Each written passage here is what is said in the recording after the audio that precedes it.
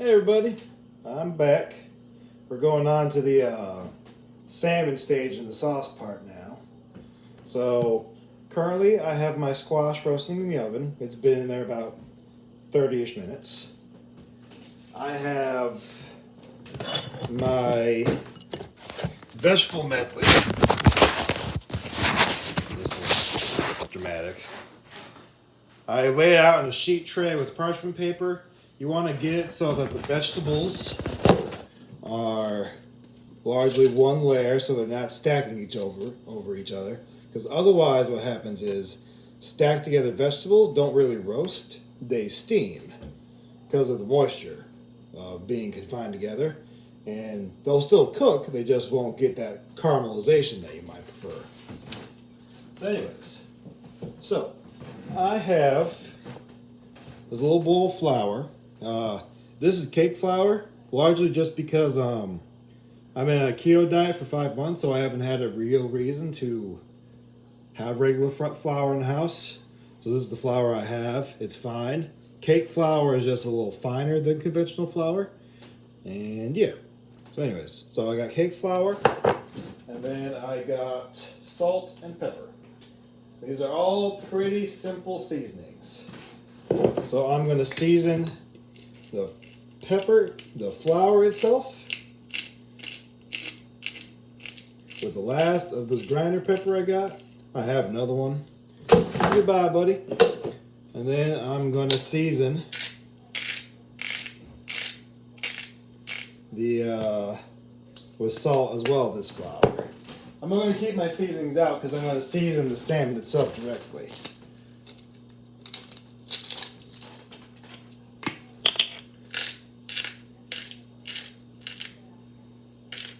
Okay. Salt, pepper, set aside, bowl, mix it up a wee bit. I'm going to go rinse my hand to get the flour off.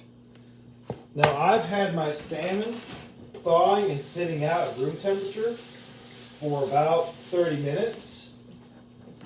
That's because proteins in general cook better on direct heat, like a skillet or a grill, when they've been allowed to come up to room temperature.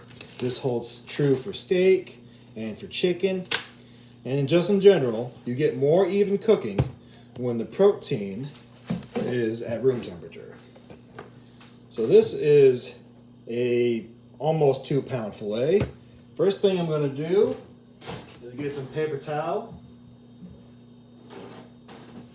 and pat it dry. Seasonings and marinades hold better to dry fish or dry proteins. Steaks, pork butt. Every recipe you actually see from a cook will almost always recommend that you have dried off proteins first. Alright, so some people like the skin just because it's easier to cook with the skin on. I'm going to remove the skin. So the first thing I'm going to do, I have to figure out how to move this camera so you can see that. Let me wash my hands because I don't need fish juice on my iPad.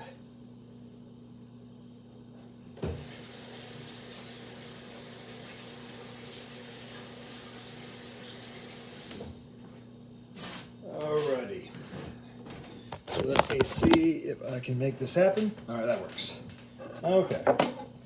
See this little tail piece?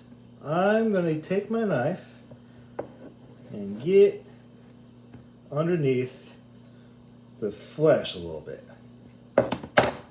And then I'm going to rotate this because I'm right-handed. I'm going to take a towel. The dry towel helps me hold on to the fish skin better. And then my board's just not that big. Hold on. There we go. And then I'm going to try and get underneath the flesh as much as possible. I want to maintain as much flesh from the skin as I can. And you're just going to gently slide your blade underneath the salmon So you feel the skin, but you never cut back into the board. And keep pulling forward till you get to the edge of the fillet. And voila. I lost a little bit of flesh here up front, but otherwise I got most of the flesh removed from the salmon, from the skin, and my salmon has minimal tearing in the back. So I have a 2-pound salmon. I'm going to cut this into about 6 portions. So I'm going to take the tail end of the fillet, and this is a 4 to 5 ounce portion. And then you see this line, this is where its vertebrae was. You're going to cut alongside it. And then you're going to cut at a bias or at a slight angle for the fish. That way its surface on its heat source lies even. If you cut it in big chunks like this, it's not going to cook as evenly. And repeat. And I'm actually going to get 8 little portions out of this guy. But that's okay. My girlfriend Nisi, she likes fish. She loves salmon. So she's going to eat a bunch. Okay. And there is the salmons. Okay. So now I'm going to wash my hands again, and I'm going to season all the sandwich with salt and pepper.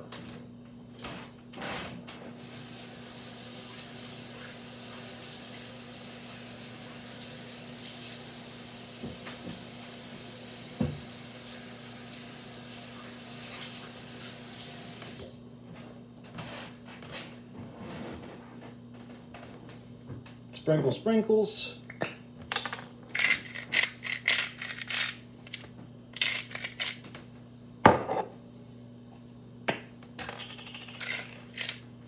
Sprinkle, sprinkles.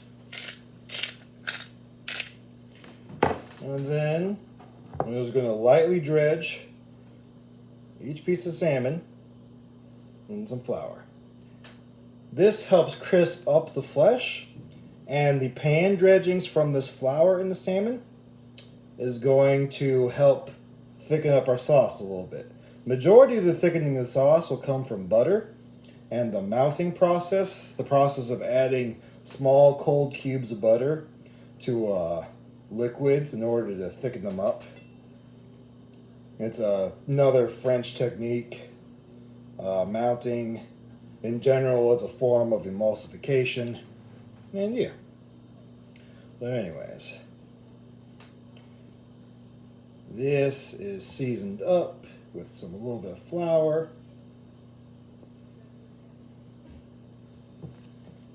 And also keep in mind, I've had my butternut squash going for a little while, so I need to check in that at some point. Probably after I get all this salmon seared off, I'll give it a check.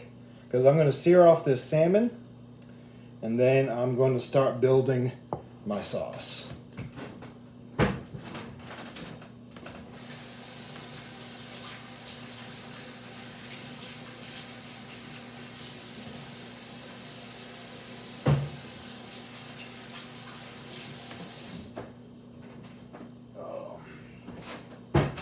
I'm grabbing a new towel because my other towel had salmon juices on it. Okay. Don't need any more flour. I like to discard all unnecessary things from my cooking area as soon as possible. And I'm going to bring you over here and we're going to watch me sear off some salmon. I have a friend watching me live right now. I'll not name her at the moment. So we're just going to try and figure out how you guys can see this. So first I'm going to get my skillet hot a little bit. I'm going to get a little bit of oil and butter into the pan. This is a cast iron skillet. I'm going to do butter and olive oil so the butter don't burn as easily.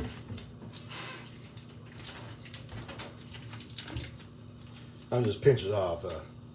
This is about half a tablespoon of butter. Or no, 1 tablespoon of butter. Anyways, and then I'm going to let that butter get melted. You're going to get to the point where the butter starts to bubble. That's typically when it's hot enough to start searing whatever it is you're searing. And then I'm going to, in the meantime, set up some pans to roast my salmon in. I'm not going to get my salmon fully cooked in the marsala sauce. All I'm doing is getting it seared. So I'm going to line up some more parchment paper. I have like 9 pieces of fish. Again, same principle as the vegetables. I don't want to crowd my pans.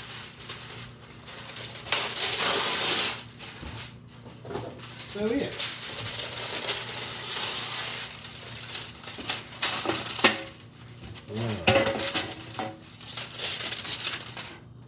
Okay. I'm just waiting for my sauce to get more done.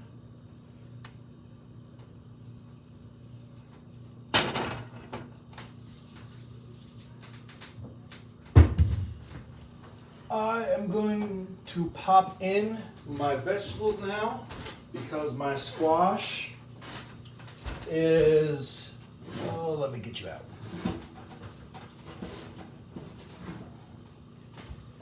My squash is starting to get some browning on the outside, but if I press it, it's still pretty firm, so it's got ways to go. I'm gonna pop you back in there. But I have time to get, I think I have enough time to get my veggies going. This is gonna be about 15 to 20 minutes. The longest cook time here will be the roasted garlic. The asparagus itself in a 400-degree oven is 10 to 8 minutes. The tomatoes, depending on how blistered you want to get them, 10 to 15 minutes. The garlic will, at this size, be about 15 minutes or so. Anyways, so my salmon, my butter. Let me move the thingy. Oh, starting to bubble up a wee bit. I'm gonna go ahead and get some of my salmon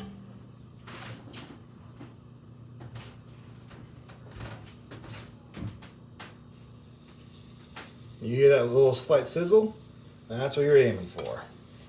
Now I'm gonna do this in batches because I can't get 9 pieces of salmon in this little cast iron skillet at the same time.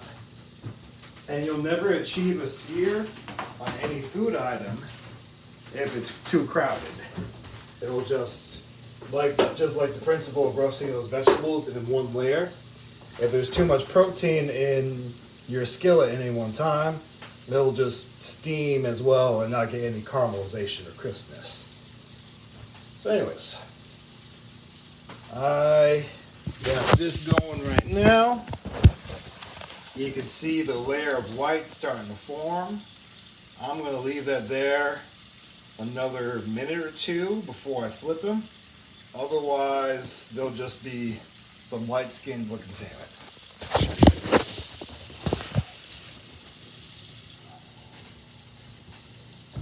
Yep.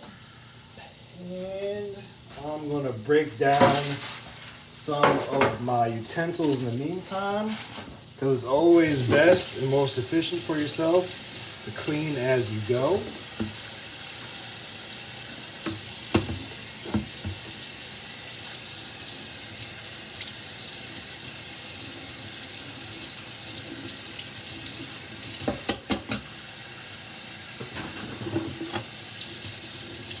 Always makes your life easier cleaning as you go. Alright.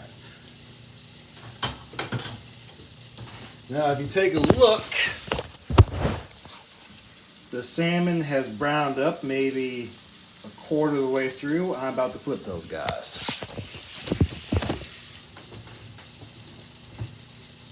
And a good test for any protein for how done it is whether it sticks to the cooking surface or not. This holds true for grilling, sauteing, and yeah.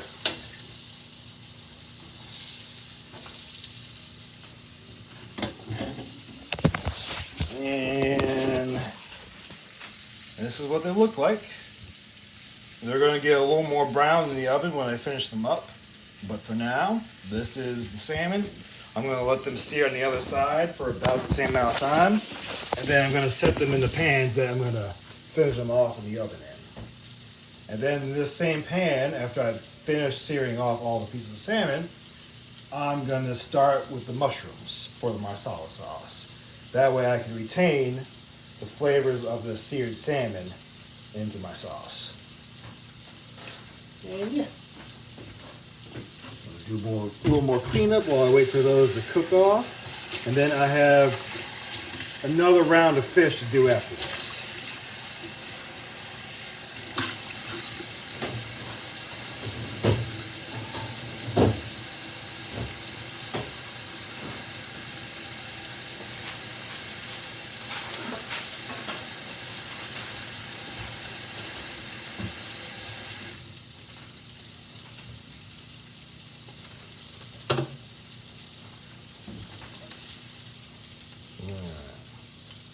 You're aiming.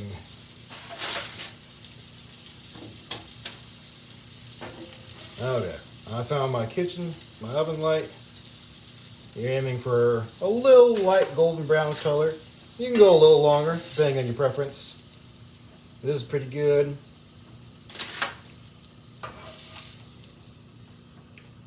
Yeah. And then I'm going to get my next round of fish in.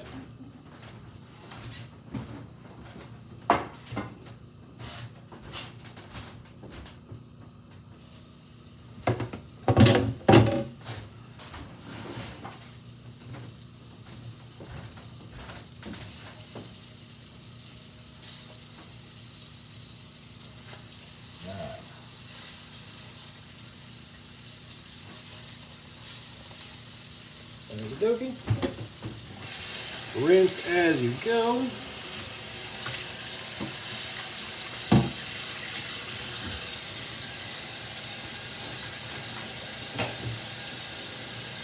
Always clean as you go.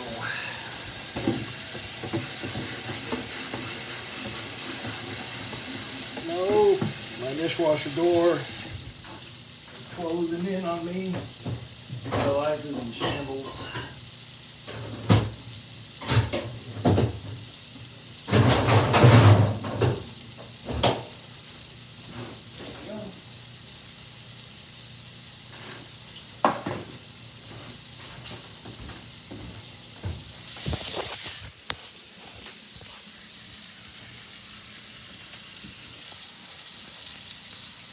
Well, I have poor connection with my friend.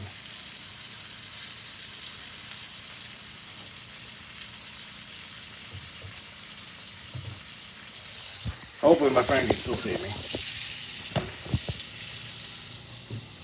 Now flip the fish again.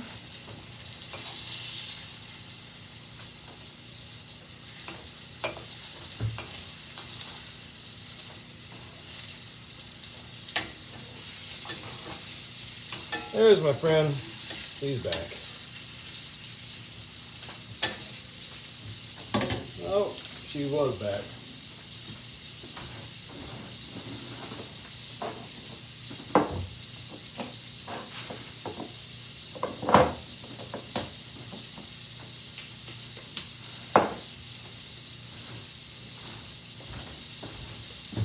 And I'm just waiting for these to sear off.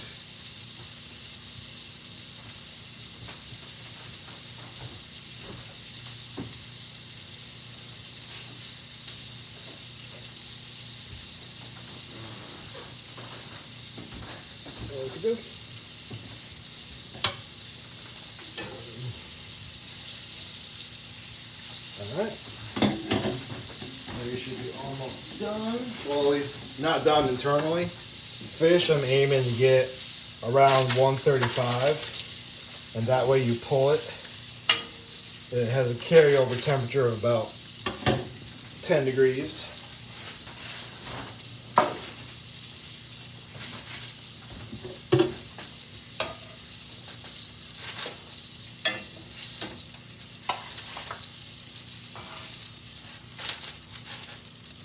I'm going to set these aside for now.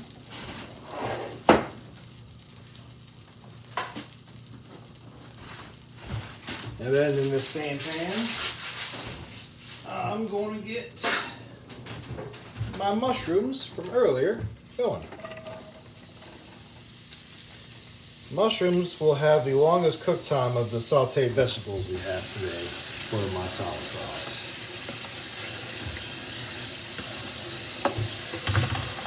I'm going to reduce the heat a little bit because you're no longer searing it. I'm going to let the mushrooms cook a little bit before I season them with salt and pepper. Salt dries out substances, so it also dries out some of the moisture in the pan, causes things to burn a little bit if you salt things too early. So yeah. I'm going to let these mushrooms go on their own for about a minute.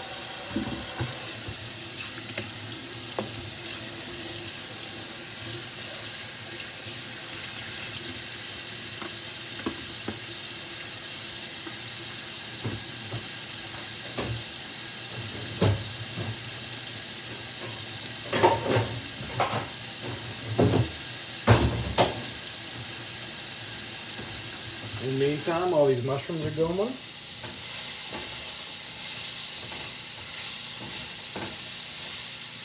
I'm going to check on my butternut squash and see how tender it is. My guess is not very, but one can be hopeful.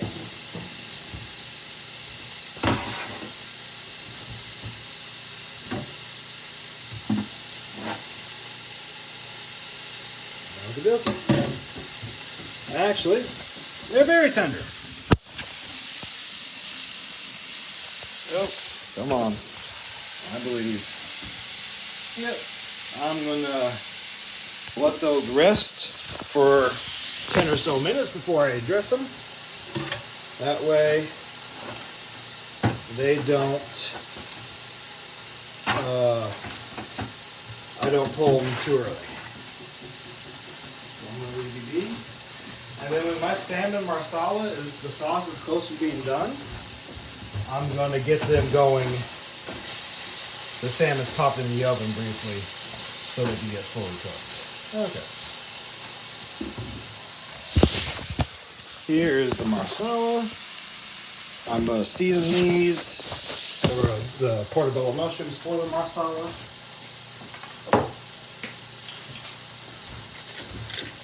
I'm going to season these now with just some salt and pepper.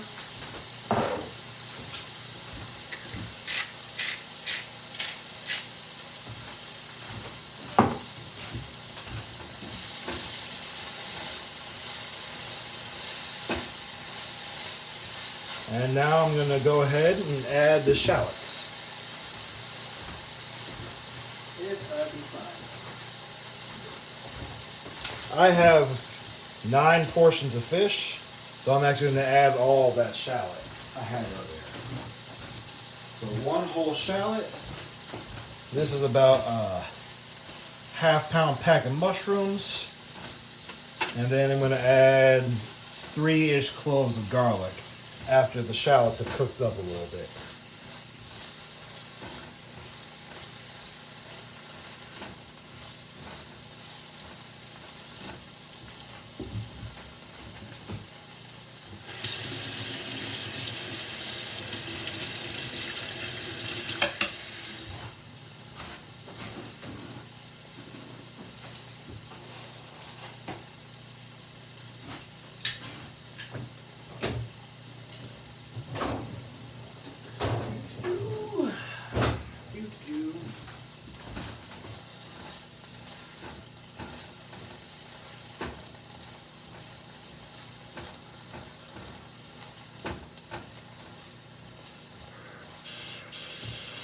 There's my friend.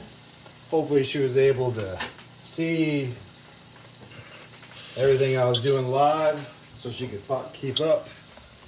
I'll talk with her in a little bit. I see this expression on her face that looks flabbergasted, like she doesn't know what's going on anymore. And I'll address her after I'm done recording this video. She's showing me something. I can't really tell. I have poor connection quality in my house. Anyways. Shallots cook up quickly.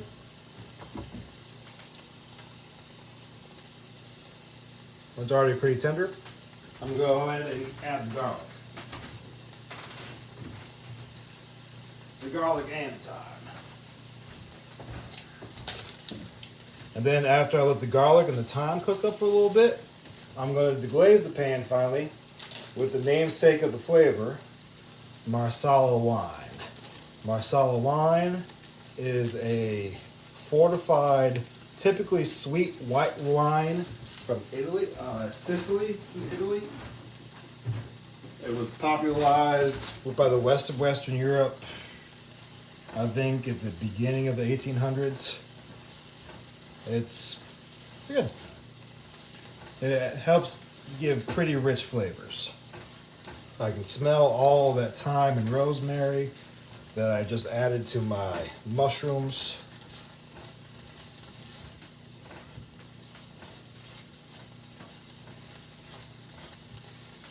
If my friend is watching this currently, now would be a good time to pop in her asparagus and veggies.